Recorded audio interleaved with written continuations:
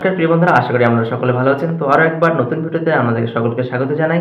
তো আপনারা জানেন যে রিসেন্টলি কলকাতা হাইকোর্টের একটা অর্ডার দিয়েছে, সেখানে বলা হয়েছে আপার প্রাইমারি পরীক্ষা নতুন করে নিতে হবে। আপার প্রাইমারি পরীক্ষা 2026 সালে মে মাসে পরীক্ষা নেওয়ার কথা বলেছে হাইকোর্টের থেকে। তো সেখানে কি বলা হয়েছে, কারা যোগ্য, সমস্ত বিষয় নিয়ে আজকে আলোচনা করা হবে এবং সিলেবাস, এই পরীক্ষার সিলেবাস কী হবে এবং প্রশ্ন কাঠামো, বিগত বছরের পরীক্ষায় যে প্রশ্ন কাঠামো ছিল, অর্থাৎ 2016 সালে আপার প্রাইমারি যারা সফল হয়েছিলেন তারা যে কোশ্চেন পেপারে পরীক্ষা দিয়েছিলেন, সেই কোশ্চেন পেপারে কিন্তু আজকের ভিডিওতে প্রোভাইড করা হবে। তাহলে আপনারা সিলেবাস সম্পর্কে ধারণা পাবেন এবং প্রশ্নের প্যাটার্ন সম্পর্কে ধারণা পাবেন। তো ভিডিও একটু লেন্থি হবে, প্রথমেই বলে রাখি। আশা করি একটি ভিডিওর মধ্যে সমস্ত কিছু কভার হয়ে যাবে। এবং এর পাশাপাশি আপার প্রাইমারি পরীক্ষায় যে সমস্ত প্রশ্নগুলি আপনাদের জন্য পড়বে এবং পড়তে পারে, সমস্ত কিছুই কিন্তু ভিডিওতে টপিক ওয়াইজ কিন্তু আলোচনা করা হবে এবং সেই অনুযায়ী কিন্তু সাজেশন দেওয়া হবে। তো বিষয়টা আমরা জানেন যে 26,000 যে চাকরি হারিয়ে ফেলেছে, তাদের কিন্তু নতুন করে 31শে মের মধ্যে নোটিফিকেশন দিতে হবে এবং সেই পরীক্ষা কিন্তু ডিসেম্বরের মধ্যে কভার হবে।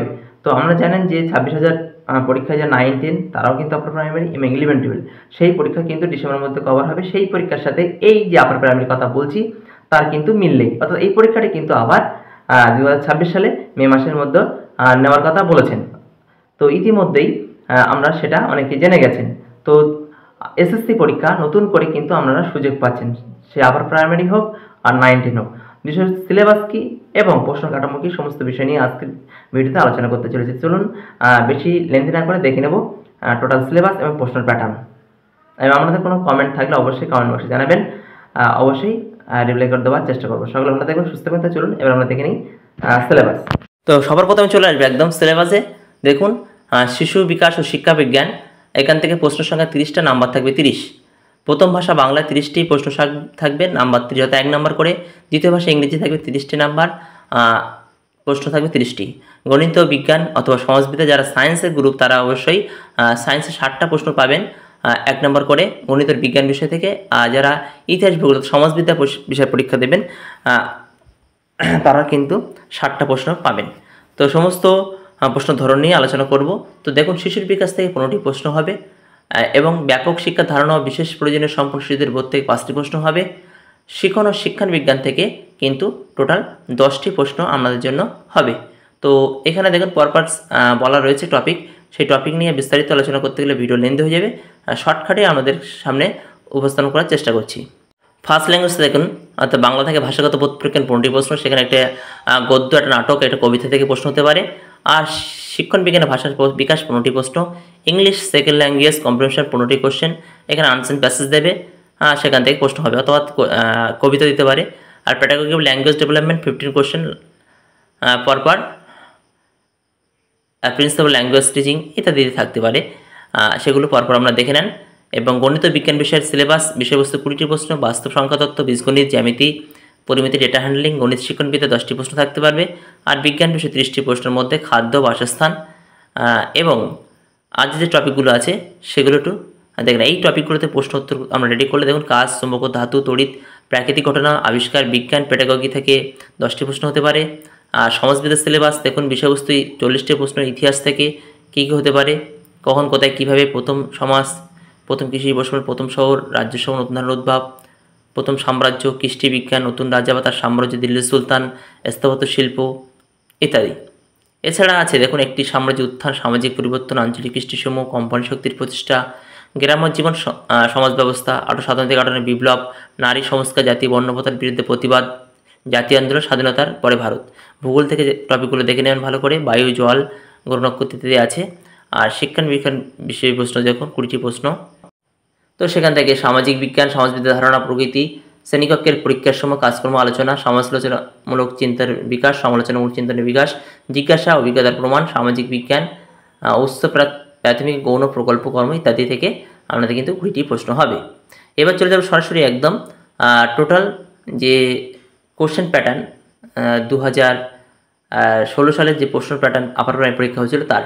চাইল্ড ডেভেলপমেন্ট প্যাডাগজি, এখান থেকে পরপর 5টা প্রশ্ন আছে, আমি প্রশ্নগুলো পড়ব না, আমরা দেখে নেন, দেখে নিয়ে কিন্তু অ্যান্সার তৈরি করার চেষ্টা করবেন। তারপর দেখুন 5, 6, 7, 8, 9, 10 পরপর প্রশ্ন সেটিং রয়েছে, এগুলো ভালোভাবে দেখে নেবেন। এগুলো করে আমরা চিন্তাভাবনা করবেন যে কী ধরনের প্রশ্ন আমাদেরকে আসতে পারে। ঠিক এই ধরনের প্রশ্ন আমরা তৈরি করবেন।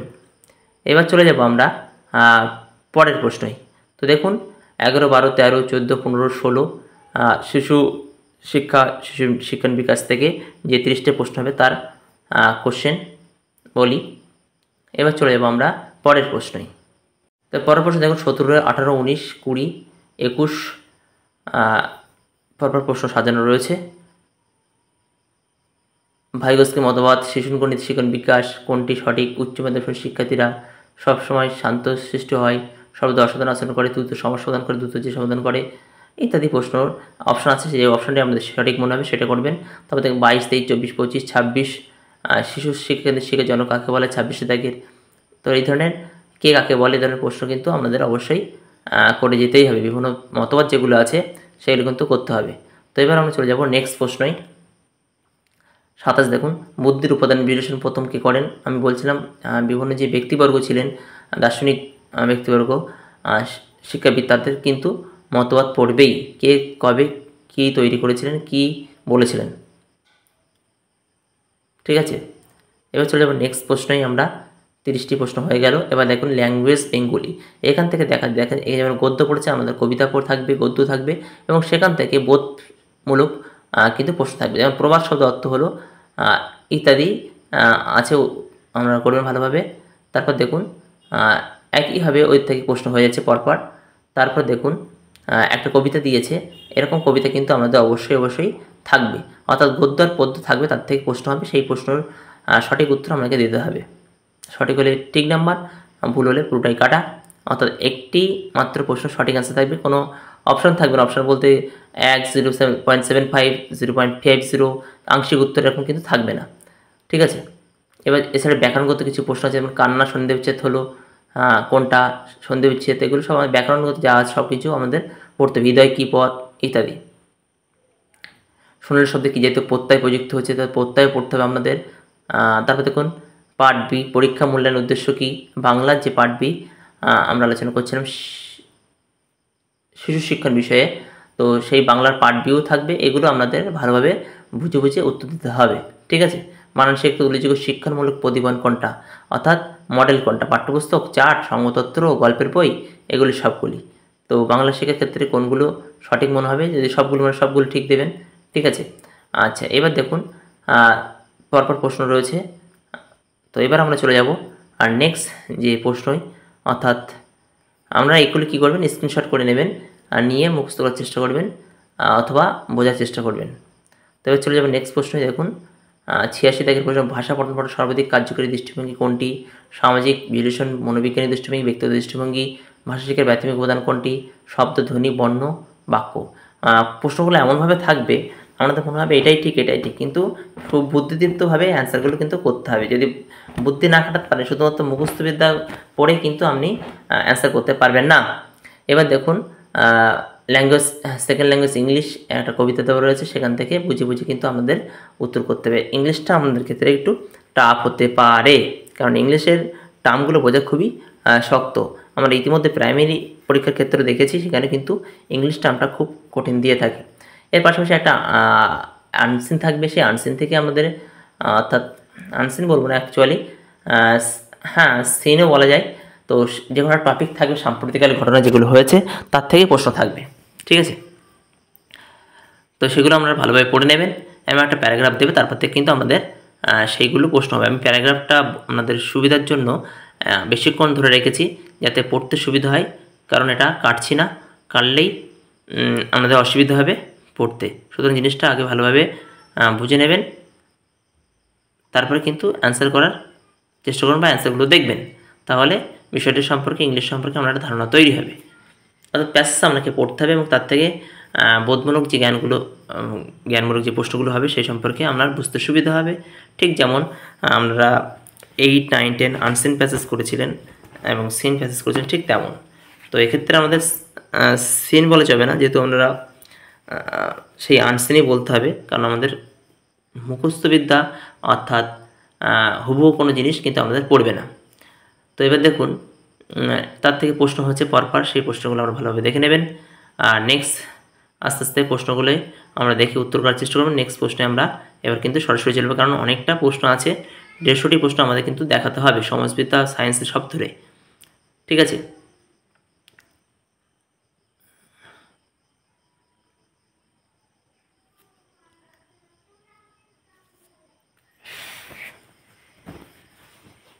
তো এবার চলে যাব একেবারে পরবর্তী প্রশ্ন, অর্থাৎ 80 নাম্বার দাগের প্রশ্নে। তো সেখানে দেখুন কী বলা হচ্ছে, 80, 81, 82, 83, 84, 85 প্রত্যেকটি প্রশ্নগুলো আমরা ভালোভাবে কিন্তু দেখে নেবেন, তারপরে কিন্তু অ্যান্সার করার চেষ্টা করবেন। তারপরে দেখুন 81, 82, 83, 84, 85, 86, 87, 88, 89 পরপর প্রশ্ন আছে, সেই প্রশ্নগুলো আমরা দেখবেন এবং দেখার পরে অ্যান্সার করার চেষ্টা করবেন। এবার চলে যাবো একদম সরাসরি অঙ্কের প্রশ্নে, ম্যাথামেটিক্স অ্যান্ড সায়েন্স, গণিত বিজ্ঞান। তো পরপর প্রশ্ন রয়েছে। একটি পঞ্চভুজের 4টি কোণ হলো 73, 97, 140, 138 ডিগ্রি। পঞ্চম কোণটির মান কত? তো সেক্ষেত্রে আমাদের এই সম্পর্কে জ্ঞান থাকা দরকার। ঠিক এমনভাবে 94, 95, 96, 97 বয়স অনুপাতের বয়স, কোণের মান, ত্রিভুজের অঙ্কন করা যাবে কি না, মূলদ সংখ্যা, অমূলদ সংখ্যা, মৌলিক সংখ্যা, অমূলদ সংখ্যা সমীকরণের অঙ্ক, তারপর সমাধানের অঙ্ক, লাভ ক্ষতির অঙ্ক, সমানুপাতির অঙ্ক, আর সংখ্যা, চরের সংখ্যা হলো ইত্যাদি অঙ্ক কিন্তু আমাদের অবশ্যই থাকবে। তামাদস্ত অনুপাত, সমস্ত বিষয় কিন্তু ইতিমধ্যেই আমার চ্যানেলে ভিডিও করে দেওয়া রয়েছে বিভিন্ন চ্যাপ্টার ধরে ধরে, এবং আপনাদের সুবিধার জন্য প্রত্যেকটা চ্যাপ্টার কিন্তু কভার করা হবে আপার প্রাইমারির জন্য। ঠিক আছে, আচ্ছা, লাভ ক্ষতির অঙ্ক, চতুর্ভুজ ত্রিভুজের অঙ্ক, আর তারপর হচ্ছে সুষমভুজ প্রতিটি কোণের মান কত, তারপর হচ্ছে ত্রিভুজের এবিসি মধ্যবিন্দু ডি, ডি বি বিসি 7 সেমি ডি এর মান কত, বাহুর মান বার করতে হবে। ঠিক আছে, এক্স এর মান বার করতে হবে, আর দুটি রাশির গুণফল এ কিউ প্লাস বি কিউ, রাশি দুটির গসাগু হলে লসাগু কত হবে ইত্যাদি। এ প্লাস বি হলে লসাগু কত হবে, এও আমাদের কিন্তু গসাগু কিন্তু আমাদের অঙ্ক করে যেতে হবে। এবার চলে যাওয়ার পরের অঙ্কেই দেখুন 199 ঘন কত, 0.63 পৌনঃপুনিকের ভগ্নাংশ কত, এগুলো আমরা জানতে হবে। বয়সের গড়ের অঙ্ক আমাদের পড়বে, বর্গমূল কত পড়বে, 5টি সংখ্যার গড় থাকলে 6টি সংখ্যার মান কত ইত্যাদি কিন্তু আমাদের অঙ্কগুলো করে দিতে হবে। অর্থাৎ গড়ের মান আমাদের কিন্তু করতে হবে, গড়ের অঙ্ক আমাদের পড়ছে।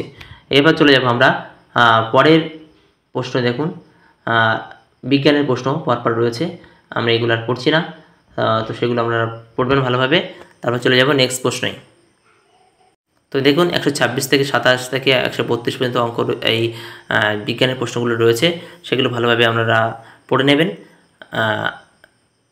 তাহলে কিন্তু পুরোপুরি প্রশ্ন ধরনের সম্পর্কে একটা অবগত হবেন। এই পরীক্ষা দিয়ে কিন্তু 2016 সালে আপার প্রাইমারি যারা আছেন তারা কিন্তু চাকরি করছেন বর্তমানে। এবার 133 থেকে 138 পর্যন্ত প্রশ্নগুলো একবার ভালোভাবে দেখে নেবেন। এই ধরনের প্রশ্ন আমাদের বিজ্ঞান থেকে হতে পারে।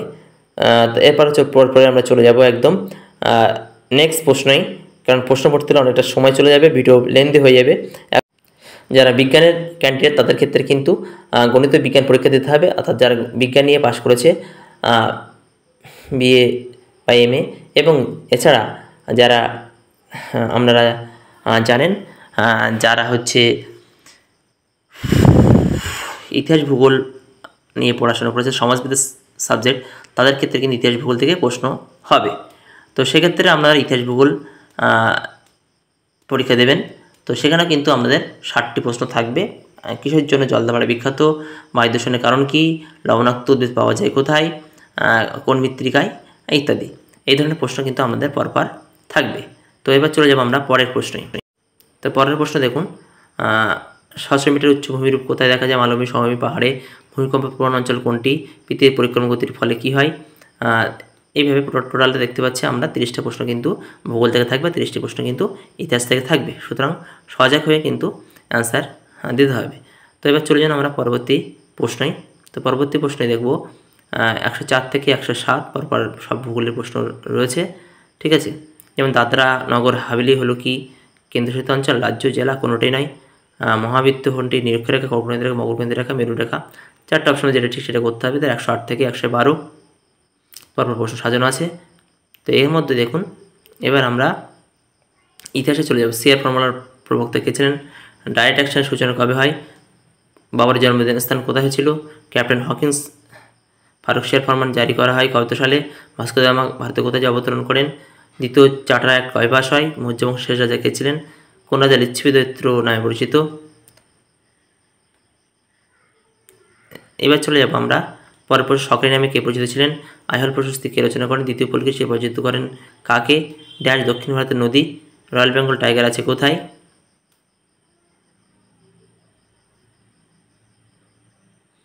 এবার 123 থেকে 127 পর্যন্ত আবার প্রশ্ন রয়েছে ভূগোলের।